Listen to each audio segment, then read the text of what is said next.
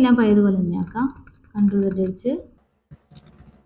Okay, ഇനിയുള്ളത് selection tools തന്നെയാണ്. Object selection tool, quick selection tool, magic wand tool എന്നിങ്ങനെ 3 ടൂൾസാണ് അടുത്തായിട്ടുള്ളത്. ഓക്കെ, അടുത്തായിട്ടുള്ളത് ഒബ്ജക്റ്റ് സെലക്ഷൻ ടൂളാണ്. അതിൽ ആദ്യം പ്രോപ്പർട്ടീസ് നോക്കാം. അതിൽ ആദ്യം പ്രോപ്പർട്ടീസിൽ നിങ്ങൾക്ക് ആഡ് ആക്കാൻ അതുപോലെ സബ്ട്രാക്ട് ചെയ്യാനുള്ള ഓപ്ഷൻസ് ആണുള്ളത്. പിന്നെയുള്ളത് മോഡ് എന്നൊരു ഓപ്ഷനാണ്. മോഡ് എന്ന് വെച്ചാൽ നിങ്ങൾക്ക് അവർ സെലക്ട് ആക്കുന്ന രീതി റെക്റ്റാങ്കിളിലാണോ അല്ലെങ്കിൽ ലാസോ ഫ്രീ ഹാൻഡ് ആയിട്ടാണോ നിങ്ങൾ ആ ഒരു ഭാഗം ഒരു ഒബ്ജക്റ്റ് സെലക്ട് ആക്കുന്നത് എന്നാണ്. ഇപ്പോൾ റെക്റ്റാങ്കിൾ എടുത്തതിന് ശേഷം നമ്മൾ ജസ്റ്റ് ഒന്നൊരു ആ ഒരു ഒബ്ജക്റ്റിന് മാത്രമായിട്ടൊന്ന് റെക്റ്റാങ്കിൾ വരച്ച് കൊടുക്കുന്നു. ആ ടൈമിൽ ആ ഒരു ഒബ്ജക്റ്റ് മാത്രമായിട്ട് നിങ്ങൾക്ക് സെലക്ട് ആയിട്ട് കാണാം. ആ ഒരു ഒബ്ജക്റ്റ് മാത്രമായിട്ട് സെലക്ട് ആയിട്ട് കാണാം. ആ ഒരു ഒബ്ജക്റ്റ് മാത്രമായിട്ട് ഇപ്പോൾ സെലക്ട് ആയിട്ടുണ്ട്. കുറച്ചും കൂടെ അതിൽ സെലക്ട് ആകുന്നുണ്ടെങ്കിൽ അതേപോലെ തന്നെ ഓപ്ഷൻ ഉണ്ട്. അതിൽ ആഡ് ഓപ്ഷൻ അതേപോലെ സബ്ട്രാക്ട് ഓപ്ഷൻ ഒക്കെ ഉണ്ട്. അത് വെച്ചിട്ട് നമുക്ക് സെലക്ട് ആക്കാൻ പറ്റുന്നത്. ഇപ്പോൾ ആഡ് ഓപ്ഷൻ എടുത്ത് ഞാൻ ജസ്റ്റ് ഒന്ന് ആ ഒരു സെലക്ട് ആക്കാത്ത ഭാഗം മാത്രമായിട്ടൊന്ന് റെക്റ്റാങ്കിൾ വെച്ച് കൊടുക്കുന്നു. അപ്പോൾ ഒബ്ജക്റ്റ് മാത്രമല്ല ബാക്ക്ഗ്രൗണ്ട് കൂടി സെലക്ട് ആയിട്ടുണ്ട്. ബാക്ക്ഗ്രൗണ്ട് കൂടി ഇപ്പോൾ സെലക്ട് ആയിട്ടുണ്ട്. ഇതിലത്തെ കുറച്ച് ഭാഗം മാത്രമായിട്ട്. ഇനി അതേപോലെ മോഡ് മാറ്റി നോക്കാം.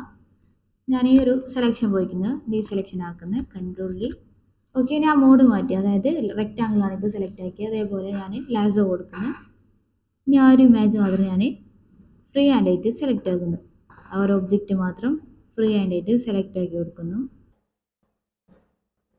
ഓക്കെ, ഇപ്പോൾ നിങ്ങൾക്ക് കാണാൻ പറ്റുന്നതായിരിക്കും. അതേപോലെ തന്നെ ആ ഒരു ഒബ്ജക്റ്റ് മാത്രമായിട്ട് സെലക്ട് ആയിട്ടുണ്ട്. കുറച്ച് ഭാഗം സെലക്ട് ആവാനുണ്ട്.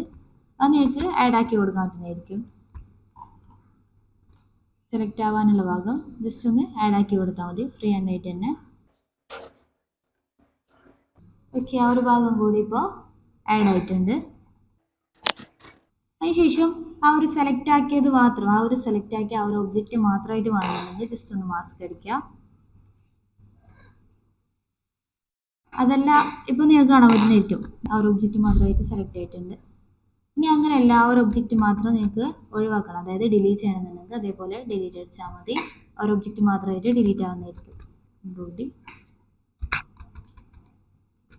ഓക്കെ, ഇനി അതുമല്ല ആ ഒരു ഒബ്ജക്റ്റിൻ്റെ ഭാഗത്ത് നിങ്ങൾക്ക് കളർ ഫിൽ ആക്കണമെന്നുണ്ടെങ്കിൽ കൺട്രോൾ ബാക്ക് സ്പേസോ അല്ലെങ്കിൽ ആൾട്ട് ബാക്ക് സ്പേസോ കൊടുക്കുന്നതാണ്. ആ ഒരു കളർ ഫില്ല് കൊടുക്കുന്നതാണ്.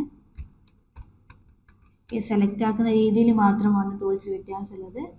ടൂൾസ് ചേഞ്ച് ആകുമ്പോൾ സെലക്ട് ആക്കുന്ന രീതിയിൽ മാത്രമാണ് വ്യത്യാസമുള്ളത്.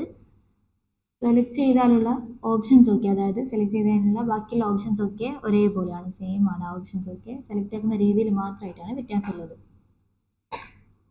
ഓക്കെ, നെക്സ്റ്റ് ഉള്ളത് ക്വിക്ക് സെലക്ഷൻ ടൂളാണ്. ഈ ഒരു സെലക്ഷൻ പോയിക്കാം. അതിനായിട്ട് control D.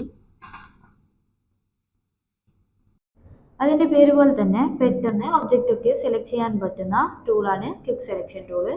Quick selection tool object selection ടൂളിൻ്റെ താഴെയായിട്ടാണ് വരുന്നുള്ളത്. ഓക്കെ, ഇപ്പോൾ ഞാൻ ആ ലെയർ ഒന്ന് സെലക്ട് ചെയ്തതിന് ശേഷം ക്വിക്ക് സെലക്ഷൻ ടൂൾ എടുക്കുന്നു. അതിൻ്റെ ബ്രഷിൻ്റെ സൈസ് ഇവിടെ കൂട്ടാനും കുറക്കാനുള്ള ഓപ്ഷൻ ഉണ്ട്. ബ്രഷിൻ്റെ സൈസ് എത്ര വേണമെന്നുള്ള കൂട്ടാനും സൈസ് കുറക്കാനുള്ള ഓപ്ഷൻസ് മുകളിലുണ്ട്.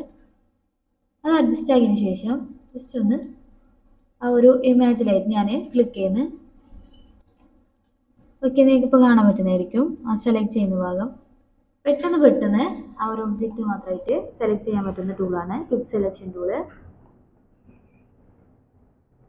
ഓക്കെ, അത് നിങ്ങൾക്ക് ഇനി ആഡ് ആക്കാനോ അതുപോലെ സബ്ട്രാക്ട് ചെയ്യാനുള്ള ഓപ്ഷൻസ് ഉണ്ട്.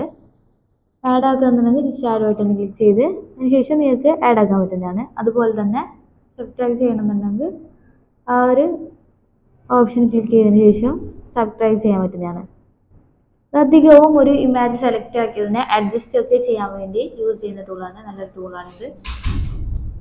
ഓക്കെ, ഇങ്ങനെ നിങ്ങൾക്കത് സെലക്ട് ചെയ്യാൻ പറ്റുന്നതായിരിക്കും. ഇനി അതിൽ തന്നെ സെലക്ട് സബ്ജക്റ്റ് എന്നുള്ളൊരു ഓപ്ഷൻ ഉണ്ട്. ഓക്കെ, സെലക്ട് സബ്ജക്റ്റ് ക്ലിക്ക് ചെയ്യാം. അപ്പോൾ നിങ്ങൾക്ക് കാണാൻ പറ്റുന്നതായിരിക്കും ഓട്ടോമാറ്റിക്കലി ആ ഒരു ഒബ്ജക്റ്റ് മാത്രമായിട്ട് സെലക്ട് ആയിട്ടുണ്ടാവും. ഇത് എല്ലാ ഇമേജിലും ഇതുപോലെ ആവണമെന്നില്ല. അതായത് ഇപ്പോൾ ഒരു ഒബ്ജക്റ്റ് മാത്രം ഉള്ളത് കൊണ്ടാണ് പെട്ടെന്നായത്. അതായത് ഇപ്പോൾ നിങ്ങൾക്ക് വേറൊരു ഇമേജ് എടുത്തതിൽ കുറേ ഒബ്ജക്റ്റ് ഒക്കെ ഉണ്ടാകുമ്പോൾ അതിനൊരു ഒബ്ജക്റ്റ് മാത്രമായിട്ട് സെലക്ട് ആകുമ്പോൾ അത് ബുദ്ധിമുട്ടായിരിക്കും.